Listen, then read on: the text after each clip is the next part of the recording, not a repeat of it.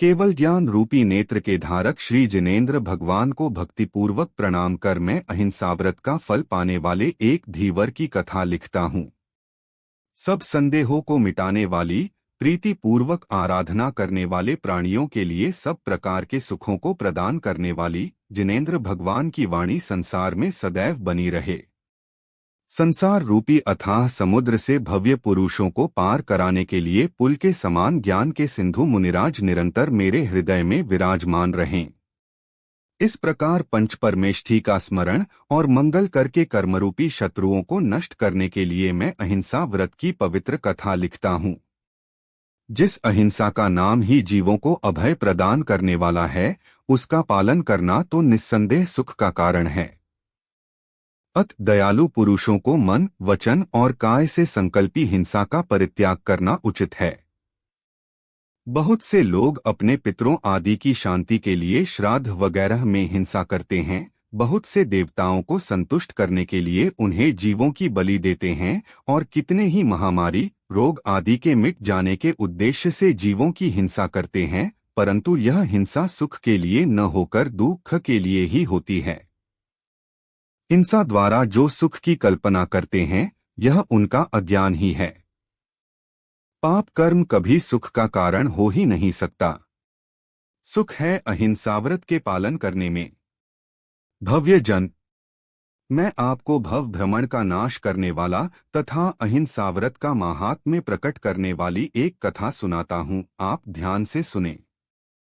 अपनी उत्तम संपत्ति से स्वर्ग को नीचा दिखाने वाले सुरमय अवंती देश के अंतर्गत शिरीष नाम के एक छोटे से सुंदर गांव में मृगसेन नाम का एक धीवर रहा करता था।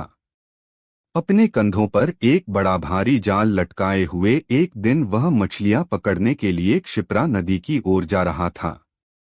रास्ते में उसे यशोधर नामक मुनिराज के दर्शन हुए। उस समय अनेक राजा महाराजा आदि उनके पवित्र चरणों की पर्युपासना कर रहे थे। मुनिराज जैन सिद्धांत के मूल रहस्य स्याद्वाद के बहुत अच्छे विद्वान थे। जीव मात्र का उद्धार करने हेतु वे सदा कमर कसे तैयार रहते थे। जीव मात्र का उपकार करना ही एकमात्र उनका व्रत था। धर्मोपदेश रूपी अमृत से सारे संसार को उन्होंने संतुष्ट कर दिया था। अपने वचन रूपी प्रखर किरणों के तेज से उन्होंने मिथ्यात्व रूपी गाढ़ांधकार को नष्ट कर दिया था। उनके पास वस्त्र वगैरह कुछ नहीं थे, किंतु सम्यक दर्शन, सम्यक ज्ञान और सम्यक चारित्र रूपी इन तीन मौलिक रत्नों से वे अवश्य अलंकृत थे। मुनिराज को देखते ही उसके कोई ऐसा पुण्य का उदय आया जिससे उसके हृदय में कोमलता ने अधिकार कर लिया। अपने कंधे पर से जाल हटाकर वह मुनिराज के समीप पहुंचा। बहुत भक्तिपूर्वक उनके चरणों में प्रणाम कर उसने उनसे प्रार्थना की कि हे स्वामी, कामरूपी हाथी को नष्ट करने वाले हे केसरी, मुझे भी कोई ऐसा व्रत दीजिए जिससे मेरा जीवन सफल हो। ऐसी प्रार्थना कर विनयविनीत मस्तक से वह मुनिराज के चरणों में बैठ गया। मुनिराज ने उसकी ओर देखकर विचार किया कि देखो कैसे आज इस महाहिंसक के परिणाम कोमल हो गए हैं और इसकी मनोवृत्ति व्रत लेने की हुई है। सत्य है, युक्तं स्यात् प्राणिना भावी शुभाशुभ निभम मन। ब्रह्मा ने मिदत अर्थात आगे जैसा अच्छा या बुरा होना होता है, जीवों का मन भी उसी अनुसार पवित्र या अपवित्र बन जाता है। अर्थात जिसका भविष्यत अच्छा होता है उसका मन पवित्र हो जाता है और जिसका बुरा होनहार होता है उसका मन भी बुरा हो जाता है। इसके बाद मुनिराज ने अवधिज्ञान द्वारा मृगसेन के भावी जीवन पर जब विचार किया तो उन्हें ज्ञान हुआ कि इसकी आयु अब बहुत कम रह गई है। यह देख उन्होंने करुणा बुद्धि से उसे समझाया कि हे भव्य, मैं तुझे एक बात कहता हूँ, तू जब तक जिए तब तक उसका पालन करना। वह यह कि तेरे जाल में पहली बार जो मछली आए उसे तू छोड़ देना और इस तरह जब तक तेरे हाथ से मरे हुए जीव का मांस तुझे प्राप्त न हो तब तक तू पाप से मुक्त ही रहेगा। इसके अतिरिक्त मैं तुझे पंच नमस्कार मंत्र सिखाता हूँ जो प्राणी मात्र का हित करने वाला है। उसका तू सुख में, दुख में, सरोग या निरोग अवस्था में सदैव ध्यान करते रहना। मुनिराज के स्वर्गमोक्ष के देने वाले इस प्रकार के वचनों को सुनकर मृगसेन बहुत प्रसन्न हुआ और उसने यह व्रत स्वीकार कर लिया। जो भक्तिपूर्वक अपने गुरुओं के वचनों को मानते हैं, उन पर विश्वास लाते हैं, उन्हें सब सुख मिलता है और वे परंपरा से मोक्ष भी प्राप्त करते हैं। व्रत लेकर मृगसेन नदी पर गया। उसने नदी में जाल डाला। भाग्य से एक बड़ा भारी मत्स्य उसके जाल में फंस गया। उसे देखकर धीवर ने विचारा, हाय, मैं निरंतर ही तो महापाप करता हूँ और आज गुरु महाराज ने मुझे व्रत दिया है, भाग्य से आज ही इतना बड़ा मत्स्य जाल में आ फंसा। पर जो कुछ ही, मैं तो इसे कभी नहीं मारूंगा। यह सोचकर व्रती मृगसेन ने अपने कपड़े की एक चिंदी फाड़कर उस मत्स्य के कान में इसलिए बांध दी कि यदि वही मत्स्य दूसरी बार जाल में आ जाए तो मालूम हो जाए। इसके बाद वह उसे बहुत दूर जाकर नदी में छोड़ आया। सच है, मृत्यु पर्यंत निर्विघ्न पालन किया हुआ व्रत सब प्रकार की उत्तम संपत्ति को देने वाला होता है। वह फिर दूसरी ओर जाकर मछलियां पकड़ने लगा, पर भाग्य से इस बार भी वही मत्स्य उसके जाल में आया। उसने उसे फिर छोड़ दिया। इस तरह उसने जितनी बार जाल डाला, उसमें वही मत्स्य आया, पर उससे वह क्षुब्ध नहीं हुआ, अपितु अपने व्रत की रक्षा के लिए खूब दृढ़ हो गया। उसे वहां इतना समय हो गया कि सूर्य भी अस्त हो चला, पर उसके जाल में उस मत्स्य को छोड़कर और कोई मत्स्य नहीं आया। अंत में मृगसेन निरुपाय होकर घर की ओर लौट पड़ा। उसे अपने व्रत पर खूब श्रद्धा हो गई। वह रास्ते भर गुरु महाराज द्वारा सिखाए पंच नमस्कार मंत्र का स्मरण करता हुआ चला आया। जब वह अपने घर के दरवाजे पर पहुंचा तो उसकी स्त्री उसे खाली हाथ देखकर आग बबूला हो उठी। उसने गुस्से से पूछा, रे मूर्ख, घर पर खाली हाथ तो चला आया, पर बतला तो सही कि खाएगा क्या पत्थर। इतना कहकर वह घर के भीतर चली गई और गुस्से में उसने भीतर से किवाड़ बंद कर लिए। सच है, छोटे कुल की स्त्रियों का अपने पति पर प्रेम लाभ होते रहने पर ही अधिक होता है। अपनी स्त्री का इस प्रकार दुर्व्यवहार देखकर बेचारा मृगसेन किंकर्तव्य विमूढ़ हो गया। उसकी कुछ नहीं चली। उसे घर के बाहर ही रह जाना पड़ा। बाहर एक पुराना बड़ा भारी लकड़ा पड़ा हुआ था। मृगसेन निरुपाय होकर पंच नमस्कार मंत्र का ध्यान करता हुआ उसी पर सो गया। दिन भर के श्रम के कारण रात में वह तो भर नींद में सोया हुआ था कि उस लकड़े में से एक भयंकर और जहरीले सांप ने निकलकर उसे काट खाया। वह तत्काल मृत्यु को प्राप्त हुआ। प्रातः काल होने पर जब उसकी पत्नी ने मृगसेन की यह दुर्दशा देखी तो उसके दुख का कोई ठिकाना नहीं रहा। वह रोने लगी, छाती कूटने लगी और अपने नीच कर्म का बार बार पश्चाताप करने लगी। उसका दुख बढ़ता ही गया। उसने भी यह प्रतिज्ञा ली कि जो व्रत मेरे स्वामी ने ग्रहण किया था वही मैं भी ग्रहण करती हूँ, और निदान किया कि ये ही मेरे अन्य जन्म में भी स्वामी हो। अनंतर साहस करके वह भी अपने स्वामी के साथ अग्नि प्रवेश कर गई। इस प्रकार अपघात से उसने अपनी जान गंवा दी। विशाला नाम की नगरी में विश्वंभर राजा राज्य करते थे। उनकी प्रिया का नाम विश्वगुणा था। वहीं एक सेठ रहते थे। गुणपाल उनका नाम था। उनकी स्त्री का नाम धनश्री था। धनश्री के सुबंधु नाम की एक अतिशय सुंदरी और गुणवती कन्या थी। पुण्योदय से मृगसेन धीवर का जीव धनश्री के गर्भ में आया। अपने नर्मधर्म नामक मंत्री के अत्यंत आग्रह और प्रार्थना से राजा ने सेठ गुणपाल से आग्रह किया कि वह मंत्रीपुत्र नर्मधर्म के साथ अपनी पुत्री सुबंधु का ब्याह कर दे। यह जानकर गुणपाल को बहुत दुख हुआ। उसके सामने एक अत्यंत कठिन समस्या उत्पन्न हुई। उसने विचारा कि पापी राजा, मेरी प्यारी सुंदरी सुबंधु का, जो कि मेरे कुलरूपी बगीचे पर प्रकाश डालने वाली है, नीच कर्म करने वाले नर्मधर्म के साथ ब्याह कर देने को कहता है। उसने इस समय मुझे बड़ा संकट में डाल दिया। यदि सुबंधु का नर्मधर्म के साथ ब्याह कर देता हूं तो मेरे कुल का क्षय होता है और साथ ही अपयश होता है, और यदि नहीं करता हूं तो सर्वनाश होता है। राजा न जाने क्या करेगा। आखिर उसने निश्चय किया जो कुछ हो, पर मैं ऐसे नीचों के हाथ तो कभी अपनी प्यारी पुत्री का जीवन नहीं सौंपूंगा, उसकी जिंदगी बर्बाद नहीं करूंगा। इसके बाद वह अपने श्रीदत्त मित्र के पास गया और उससे सब हाल कहकर तथा उसकी सम्मति से अपनी गर्भिणी स्त्री को उसी के घर पर छोड़कर आप रात के समय अपना कुछ धन और पुत्री को साथ लिए वहां गुपचुप से निकल खड़ा हुआ। वह धीरे धीरे कौशाम्बी आ पहुंचा। सच है, दुर्जनों के संबंध से देश भी छोड़ देना पड़ता है। श्रीदत्त के घर के पास ही एक श्रावक रहता था। एक दिन उसके यहाँ पवित्र चारित्र के धारक शिवगुप्त और मुनिगुप्त नाम के दो मुनिराज आहार के लिए आए। उन्हें श्रावक महाशय ने अपने कल्याण की इच्छा से विधिपूर्वक आहार दिया, जो कि सर्वोत्तम संपत्ति की प्राप्ति का कारण है। मुनिराज को आहार देकर उसने बहुत पुण्य उत्पन्न किया, जो कि दुख दरिद्रता आदि का नाश करने वाला है। मुनिराज आहार के बाद जब वन में जाने लगे, तब उनमें से मुनिगुप्त की नजर धनश्री पर पड़ी, जो कि श्रीदत्त के आंगन में खड़ी हुई थी। उस समय उसकी दशा अच्छी नहीं थी।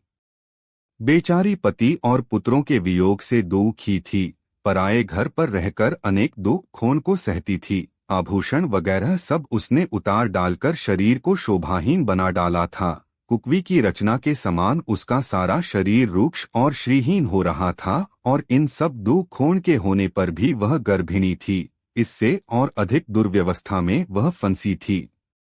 उसे इस हालत में देखकर मुनिगुप्त ने शिवगुप्त मुनिराज से कहा, प्रभो, देखिए तो इस बेचारी की कैसी दुर्दशा हो रही है, कैसे भयंकर कष्ट का इसे सामना करना पड़ा है। जान पड़ता है इससे गर्भ में किसी अभागे जीव ने जन्म लिया है, इसी से इसकी यह दीनहीन दशा हो रही है। सुनकर जैन सिद्धांत के विद्वान और अवधिज्ञानी श्री शिवगुप्त मुनि बोले, मुनिगुप्त, तुम यह न समझो कि इसके गर्भ में कोई अभागा आया है, किंतु इतना अवश्य है कि इस समय उसकी अवस्था ठीक नहीं है और यह दुखी है, परंतु थोड़े ही दिनों के बाद इसके दिन फिरेंगे और पुण्य का उदय आवेगा। इसके यहाँ जिसका जन्म होगा वह बड़ा महात्मा, जिनधर्म का पूर्ण भक्त और राज सम्मान का पात्र होगा तो वह वैश्यवंश में, पर उसका ब्याह इन्हीं विश्वंभर राजा की पुत्री के साथ होगा। राजवंश भी उसकी सेवा करेगा। मुनिराज की भविष्यवाणी पापी श्रीदत्त ने भी सुनी। वह था तो धनश्री के पति गुणपाल का मित्र, पर अपने एक जातीय बंधु का उत्कर्ष होना उसे सहा नहीं हुआ। उसका पापी हृदय मत्सरता के द्वेष से अधीर हो उठा। उसने बालक को जन्मते ही मार डालने का निश्चय किया। अब से वह बाहर कहीं न जाकर बगुले की तरह सीधा साधा घर ही में रहने लगा। सच है, कारणेन बिना वैरी दुर्जन सुजनो भवेत। ब्रह्मा ने मिदत्त अर्थात दुर्जन शत्रु बिना कारण के भी सुजन मित्र बन जाया करते हैं। सो पहले तो श्रीदत्त बेचारी धनश्री को कष्ट दिया करता था और अब उसके साथ बड़ी सज्जनता का बर्ताव करने लगा। धनश्री सेठानी ने समय पाकर पुत्र को प्रसव किया। वास्तव में बालक बड़ा भाग्यशाली हुआ। वह उत्पन्न होते ही ऐसा तेजस्वी जान पड़ता था, मानो पुण्य समूह हो। धनश्री पुत्र की प्रसव वेदना से मूर्छित हो गई। उसे अचेत देखकर पापी श्रीदत्त ने अपने मन में सोचा, बालक प्रज्वलित अग्नि की तरह तेजस्वी है, अपने को आश्रय देने वाले का ही क्षय करने वाला होगा, इसलिए इसका जीता रहना ठीक नहीं। यह विचार कर उसने अपने घर की बड़ी बूढ़ी स्त्रियों द्वारा यह प्रकट करवाकर कि बालक मरा हुआ पैदा हुआ था, बालक को एक भंगी के हाथ सौंप दिया और उससे कह दिया कि इसे ले जाकर ही मार डालना। उचित तो यह था कि शत्रुजोपि न हंतव्यो बालक की पुनर्वृथा, हा कष्टं की न कुर्वन्ति दुर्जना फणिनो यथा। ब्रह्मा ने मिदत्त अर्थात शत्रु का भी यदि बच्चा हो तो उसे नहीं मारना चाहिए, तब दूसरों के बच्चों के संबंध में तो क्या कहें। परंतु खेद है कि सर्प के समान दुष्ट पुरुष कोई भी बुरा काम करते नहीं हिचकते। चांडाल बच्चे को एकांत में मारने को ले गया, पर जब उसने उजेले में उसे देखा तो उसकी सुंदरता को देखकर उसे भी दया आ गई, करुणा से उसका हृदय भर आया। सो वह उसे न मारकर वहीं एक अच्छे स्थान पर रखकर अपने घर चला गया। श्रीदत्त की एक बहन थी। उसका ब्याह इंद्रदत्त सेठ के साथ हुआ था। भाग्य से उसके संतान नहीं हुई थी। बालक के पूर्व पुण्य के उदय से इंद्रदत्त माल बेचता हुआ इसी ओर आ निकला। जब वह ग्वाल लोगों के मोहल्ले में आया तो उसने ग्वालों को परस्पर बातें करते हुए सुना कि एक बहुत सुंदर बालक को न जाने कोई अमुक स्थान की शिला पर लेटा गया है। वह बहुत तेजस्वी है, उसके चारों ओर अपनी गायों के बच्चे खेल रहे हैं और यह उनके बीच में बड़े सुख से खेल रहा है। उनकी बातें सुनकर ही इंद्रदत्त बालक के पास आया। वह एक दूसरे बाल सूर्य को देखकर बहुत ही प्रसन्न हुआ। उसके कोई संतान तो थी ही नहीं, इसलिए बच्चे को उठाकर वह अपने घर ले आया और अपनी प्रिया से बोला, प्यारी राधा, तुम्हें इसकी खबर भी नहीं कि तुम्हारे गूढ़गर्भ से अपने कुल का प्रकाशक पुत्र हुआ है। और देखो वह यह है, इसे ले लो और पालो। आज अपना जीवन कृतार्थ हुआ। यह कहकर उसने बालक को अपनी प्रिया की गोद में रख दिया। बालक की खुशी के उपलक्ष्य में इंद्रदत्त ने खूब उत्सव किया, खूब दान दिया। सच है, प्राणिना पूर्व पुण्यानामापदा संपदायते। ब्रह्मा नेमिदत्त अर्थात पुण्यवानों के लिए विपत्ति भी संपत्ति के रूप में परिणत हो जाती है। पापी श्रीदत्त को यह हाल मालूम हो गया। सो वह इंद्रदत्त के घर आया और मायाचार से उसने अपने बहनोई से कहा, देखो जी, हमारा भांजा बड़ा तेजस्वी है, बड़ा भाग्यवान है, इसलिए उसे हम अपने घर पर ही रखेंगे। आप हमारी बहन को भेज दीजिए। बेचारा इंद्रदत्त उसके पापी हृदय की बात नहीं जान पाया, इसलिए उसने अपने सीधे स्वभाव से अपनी प्रिया को पुत्र सहित उसके साथ कर दिया। बहुत ठीक लिखा है, अहो दुष्टाशय प्राणी चित्तेडन्यद्वचनेडन्य था कायनान्यत करोत्येव परेशां वचन में हित। अर्थात जिन लोगों का हृदय दुष्ट होता है उनके चित्त में कुछ और रहता है, वचनों से वे कुछ और ही कहते और शरीर से कुछ और ही करते हैं। दूसरों को ठगना, उन्हें धोखा देना ही एकमात्र ऐसे पुरुषों का उद्देश्य रहता है। पापी श्रीदत्त भी एक ऐसा ही दुष्ट मनुष्य था। इसीलिए तो वह निरपराध बालक के खून का प्यासा हो उठा। उसने पहले की तरह फिर भी उसे मार डालने की इच्छा से चांडाल को बहुत कुछ लोभ देकर उसके हाथ सौंप दिया। चांडाल ने भी बालक को ले तो लिया, पर जब उसने उसकी स्वर्गीय सुंदरता देखी तो उसके हृदय में भी दया देवी आ विराजी। उसने मन ही मन निश्चय कर लिया कि कुछ हो, मैं कभी इस बच्चे को न मारूंगा और इसे बचाऊंगा। वह अपना विचार श्रीदत्त से नहीं कहकर बच्चे को लिवा ले गया। कारण श्रीदत्त की पाप वासना उसे कभी जिंदा रहने न देगी, यह उसे उसकी बातचीत से मालूम हो गया था। चांडाल बच्चे को एक नदी के किनारे पर लिवा ले गया। वही एक सुंदर गुहा थी जिसके चारों ओर वृक्ष थे। वह बालक को उस गुहा में रखकर अपने घर पर लौट आया।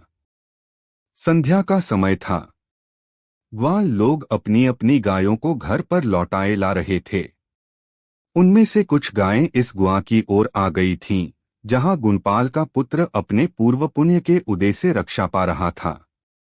धाय के समान उन गायों ने आकर उस बच्चे को घेर लिया, मानो बच्चा प्रेम से अपनी मां की ही गोद में बैठा हो। बच्चे को देखकर गायों के थनों में से दूध झरने लग गया। ग्वाल लोग प्रसन्नमुख बच्चे को गायों से घिरा हुआ और निर्भय खेलता हुआ देखकर बहुत आश्चर्य करने लगे। उन्होंने जाकर अपनी जाति के मुखिया गोविंद से यह सब हाल कह सुनाया।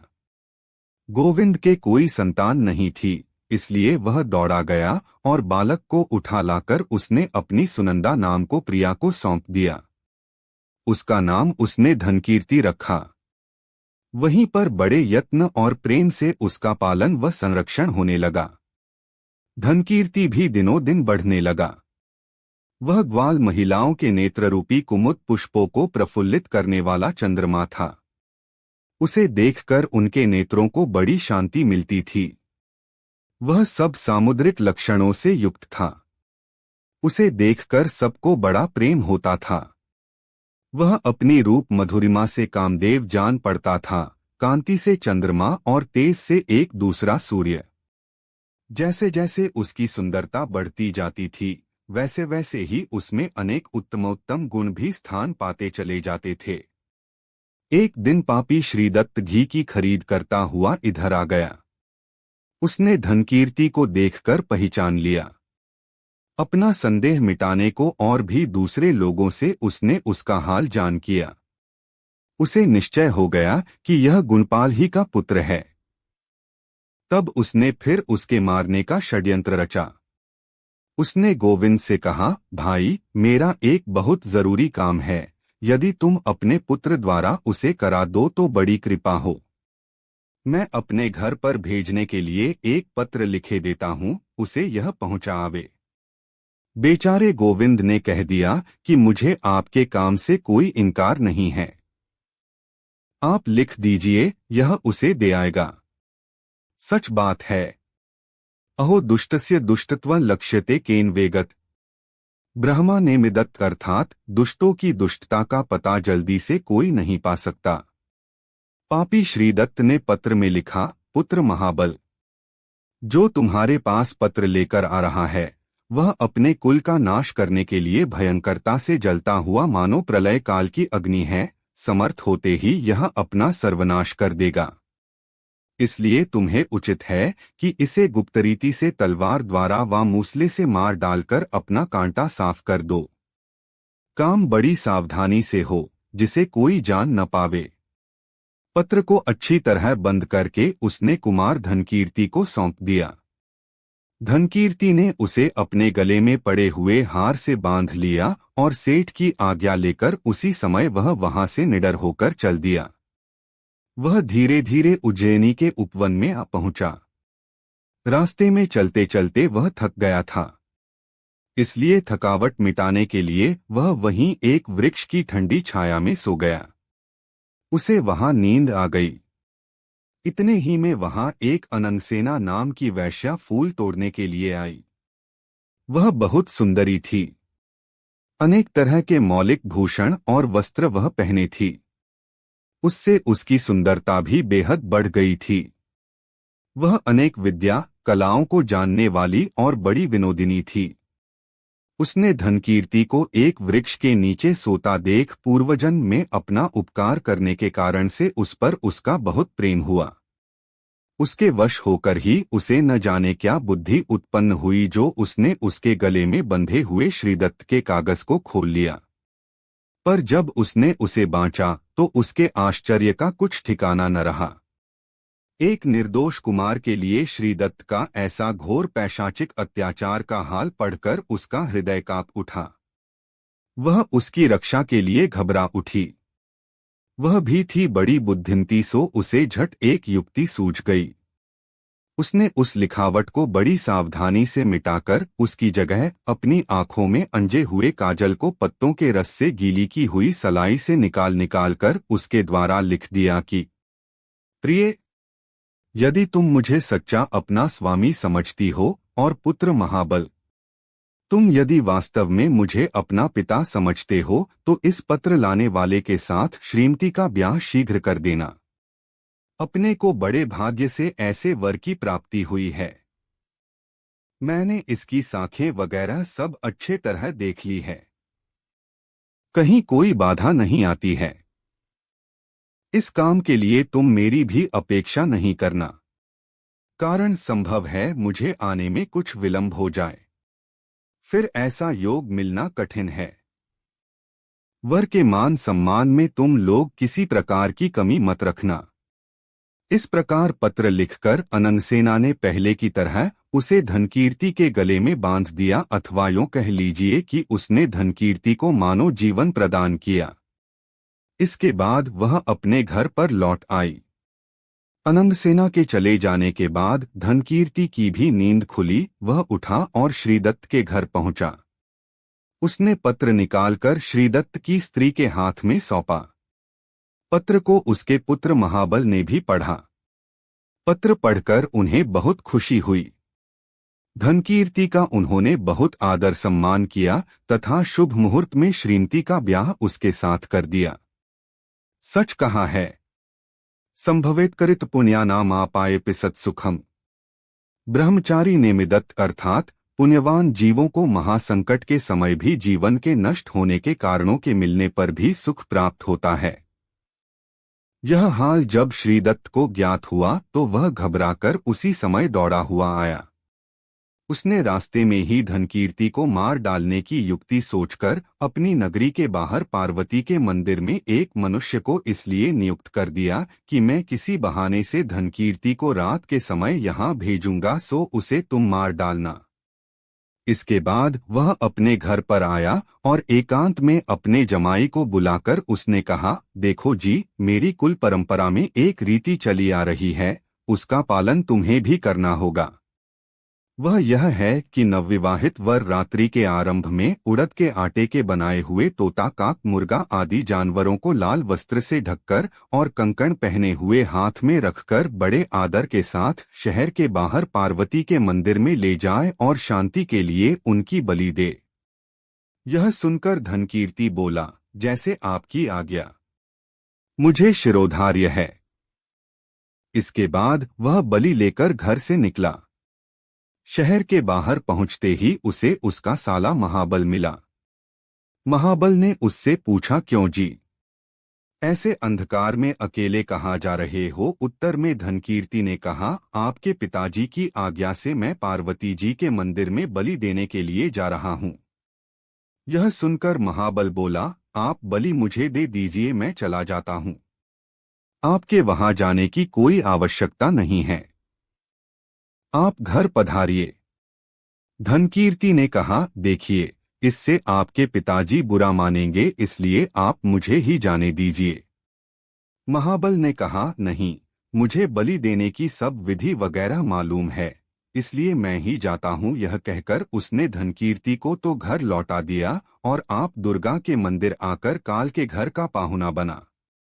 सच है, पुण्यवानों के लिए काल रूपी अग्नि जल हो जाती है, समुद्र स्थल हो जाता है, शत्रु मित्र बन जाता है, विष अमृत के रूप में परिणत हो जाता है, विपत्ति संपत्ति हो जाती है और विघ्न डर के मारे नष्ट हो जाते हैं। इसलिए बुद्धिमानों को सदा पुण्य कर्म करते रहना चाहिए। पुण्य उत्पन्न करने के कारण ये हैं, भक्ति से भगवान की पूजा करना, पात्रों को दान देना, व्रत पालना, उपवास आदि के द्वारा इंद्रियों को जीतना, ब्रह्मचर्य रखना, दुखियों की सहायता करना, विद्या पढ़ाना, पाठशाला खोलना अर्थात अपने से जहां तक बन पड़े तन से, मन से और धन से दूसरों की भलाई करना। अपने पुत्र के मारे जाने की जब श्रीदत्त को खबर हुई तब वह बहुत दुखी हुआ, पर फिर भी उसे संतोष नहीं हुआ। उसका हृदय अब प्रतिहिंसा से और अधिक जल उठा। उसने अपनी स्त्री को एकांत में बुलाकर कहा, प्रिय, बतलाओ तो हमारे कुल रूपी वृक्ष को जड़ मूल से उखाड़ फेंकने वाले इस दुष्ट की हत्या कैसे हो? कैसे यह मारा जा सके? मैंने इसके मारने को जितने उपाय किए, भाग्य से वे सब व्यर्थ गए और उल्टा उनसे मुझे ही अत्यंत हानि उठानी पड़ी। सो मेरी बुद्धि तो बड़े असमंजस में फंस गई है।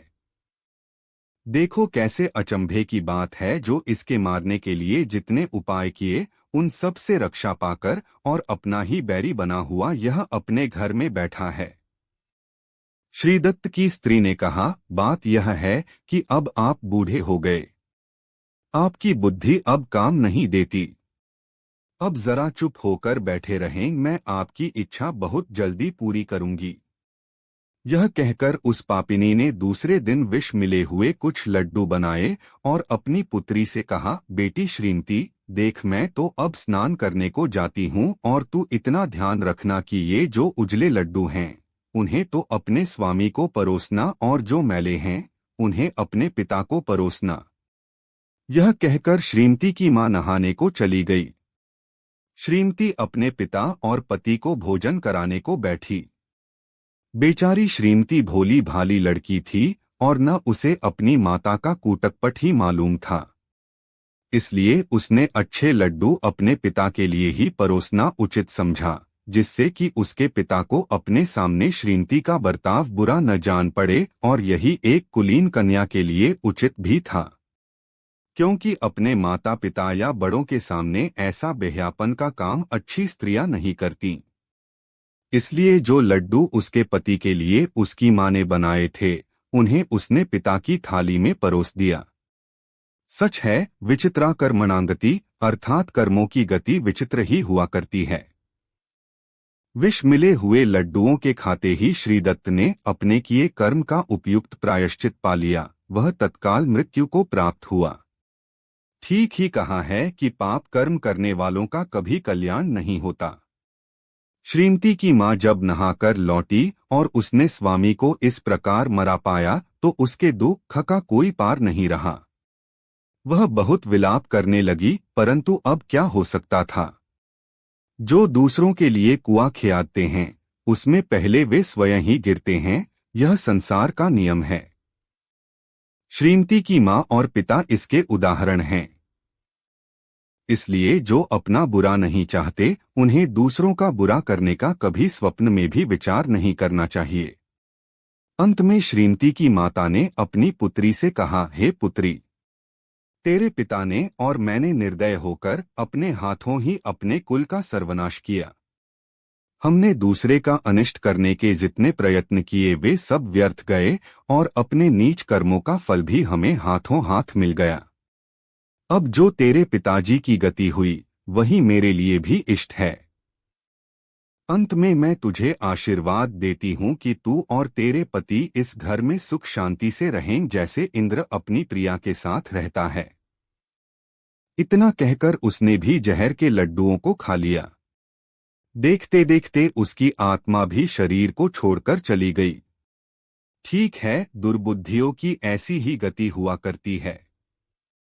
जो लोग दुष्ट हृदय बनकर दूसरों का बुरा सोचते हैं, उनका बुरा करते हैं, वे स्वयं अपना बुरा कर अंत में कुक्तियों में जाकर अनंत दुख उठाते हैं।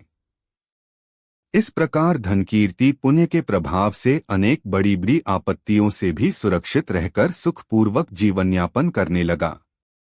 जब महाराज विश्वंभर को धनकीर्ति के पुण्य, उसकी प्रतिष्ठा तथा गुणशालीनता का परिचय मिला तो वे उससे बहुत खुश हुए, और उन्होंने अपनी राजकुमारी का विवाह भी शुभ दिन देखकर बड़े ठाट बाट सहित उसके साथ कर दिया। धनकीर्ति को उन्होंने दहेज में बहुत धन संपत्ति दी, उसका खूब सम्मान किया तथा राज्य सेठ के पद भी उसे प्रतिष्ठित किया।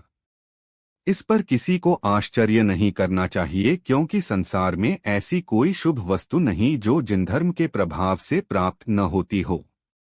गुणपाल को जब अपने पुत्र का हाल ज्ञात हुआ तो उसे बड़ी प्रसन्नता हुई। वह उसी समय कौशाम्बी से उज्जैनी के लिए चला और बहुत शीघ्र अपने पुत्र से आ मिला। सबका फिर पुण्य मिलाप हुआ।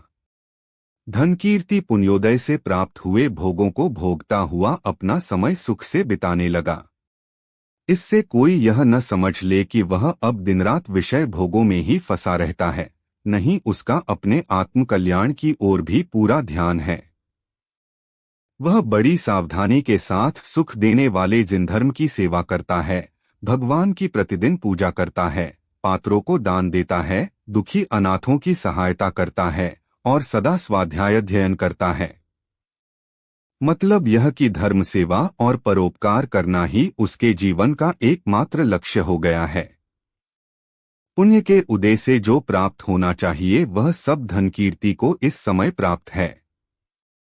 इस प्रकार धनकीर्ति ने बहुत दिनों तक खूब सुख भोगा और सबको प्रसन्न रखने की वह सदा चेष्टा करता रहा।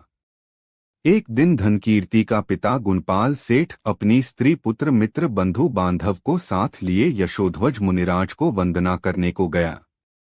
भाग्य से अनंगसेना भी इस समय पहुंच गई। संसार का उपकार करने वाले उन मुनिराज की सभी ने बड़ी भक्ति के साथ वंदना की। इसके बाद गुणपाल ने मुनिराज से पूछा, प्रभो, कृपा कर बतलाइए कि मेरे इस धनकीर्ति पुत्र ने ऐसा कौन महापुण्य पूर्व जन्म में किया है जिससे इसने इस बालपन में ही भयंकर से भयंकर कष्टों पर विजय प्राप्त कर बहुत कीर्ति कमाई, खूब धन कमाया और अच्छे अच्छे पवित्र काम किए, सुख भोगा और यह बड़ा ज्ञानी हुआ, दानी हुआ तथा दयालु हुआ। भगवान, इन सब बातों को मैं सुनना चाहता हूँ। करुणा के समुद्र और चार ज्ञान के धारी यशोध्वज मुनिराज ने मृगसेन धीवर के अहिंसाव्रत ग्रहण करने, जाल में एक ही एक मत्स्य के बार बार आने, घर पर सूने हाथ लौट आने, स्त्री के नाराज होकर घर में न आने देने आदि की सब कथा गुणपाल से कहकर कहा, वह मृगसेन जो अहिंसा व्रत के प्रभाव से यह धनकीर्ति हुआ, जो कि सर्वश्रेष्ठ संपत्ति का मालिक और महाभव्य है, और मृगसेन की जो घंटा नाम की स्त्री थी, वह निदान करके इस जन्म में भी धनकीर्ति की श्रीमती नाम की गुणवती स्त्री हुई है, और जो मत्स्य 5 बार पकड़कर छोड़ दिया गया था, वह यह अनंगसेना हुई, जिसने की धनकीर्ति को जीवनदान देकर अत्यंत उपकार किया है। सेठ महाशय, यह सब एक अहिंसाव्रत के धारण करने का फल है, और परम अहिंसा में जिनधर्म के प्रसाद से सज्जनों को क्या प्राप्त नहीं होता। मुनिराज के द्वारा इस सुखदायी कथा को सुनकर सभी बहुत प्रसन्न हुए। जिनधर्म पर उनकी गाढ़ श्रद्धा हो गई। अपने पूर्वभव का हाल सुनकर धनकीर्ति श्रीमती और अनंगसेना को जातिस्मरण हो गया। उससे उन्हें संसार की क्षणस्थायी दशा पर बड़ा वैराग्य हुआ। धर्माधर्म का फल भी उन्हें जान पड़ा। उनमें धनकीर्ति ने तो, जिसका कि सुयश सारे संसार में विस्तृत है, यशोध्वज मुनिराज के पास ही एक दूसरे मोहपाश की तरह जान पड़ने वाले अपने केश कलाप को हाथों से उखाड़कर जिंदीक्षा ग्रहण कर ली, जो कि संसार के जीवों का उद्धार करने वाली है। साधु हो जाने के बाद धनकीर्ति ने खूब निर्दोष तपस्या की, अनेक जीवों को कल्याण के मार्ग पर लगाया, जिनधर्म की प्रभावना की, पवित्र रत्नत्रय प्राप्त किया और अंत में समाधि सहित मरकर सवार्थ सिद्धि का श्रेष्ठ सुख लाभ किया। धनकीर्ति आगे केवली होकर मुक्ति प्राप्त करेगा। और ऋषियों ने भी अहिंसाव्रत का फल लिखते समय धनकीर्ति की प्रशंसा में लिखा है, धनकीर्ति ने पूर्वभव में एक मत्स्य को 5 बार छोड़ा था, उसके फल से वह स्वर्गीय श्री का स्वामी हुआ। इसलिए आत्महित की इच्छा करने वालों को यह व्रत मन, वचन, काय की पवित्रता पूर्वक निरंतर पालते रहना चाहिए। धनकीर्ति को दीक्षित हुआ देखकर श्रीमती और अनंगसेना ने भी हृदय से विषय वासना को दूर कर अपने योग्य जिंदीक्षा ग्रहण कर ली, जो कि सब दुख खोन का नाश करने वाली है। इसके बाद अपनी शक्ति के अनुसार तपस्या कर उन दोनों ने भी मृत्यु के अंत में स्वर्ग प्राप्त किया। सच है, जिन शासन की आराधना कर किस किस ने सुख प्राप्त न किया, अर्थात जिसने जिन धर्म ग्रहण किया उसे नियम से सुख मिला है। इस प्रकार मुझ अल्प बुद्धि ने धर्म प्रेम के वश हो यह अहिंसाव्रत की पवित्र कथा जैन शास्त्र के अनुसार लिखी है। यह सब सुखों की देने वाली माता है और विघ्नों को नाश करने वाली है। इसे आप लोग हृदय में धारण करें। वह इसलिए कि इसके द्वारा आपको शांति प्राप्त होगी। मूल संघ के प्रधान प्रवर्तक श्री कुंदाचार्य की परंपरा में मल्लिभूषण गुरु हुए। वे ज्ञान के समुद्र थे। उनके शिष्य श्री सिंहनंदी मुनि हुए। वे बड़े आध्यात्मिक विद्वान थे। उन्हें अच्छे अच्छे परमार्थविद, अध्यात्म शास्त्र के जानकार विद्वान नमस्कार करते थे। वे सिंहनंदी मुनि आपके लिए संसार समुद्र से पार करने वाले होकर संसार में चिरकाल तक बढ़े। उनका यश शरीर बहुत समय तक प्रकाशित रहे। आराधना कथा कोश की 25 मृगसेन धीवर की कथा पूर्ण हुई। जिनवाणी माता की जय।